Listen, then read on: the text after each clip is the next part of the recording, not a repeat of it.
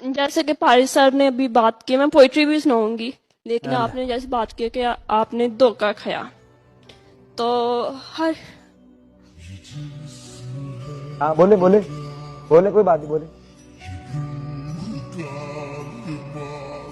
धोखे का नाम लेते ही आंखें बरस पड़ी।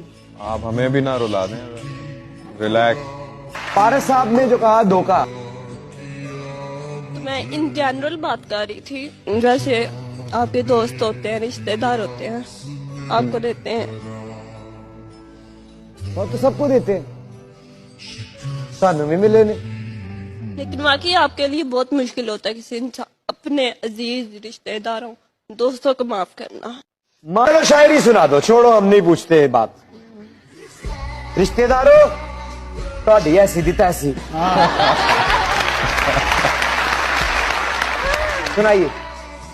चाहने वाले तेरे हजार होंगे, कहाँ सारे तेरे वफादार होंगे,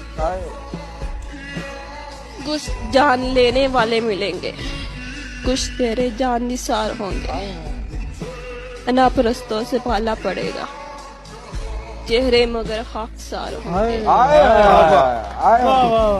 देखना दुश्मन की पहली साफ, सामने तेरे यार होंगे।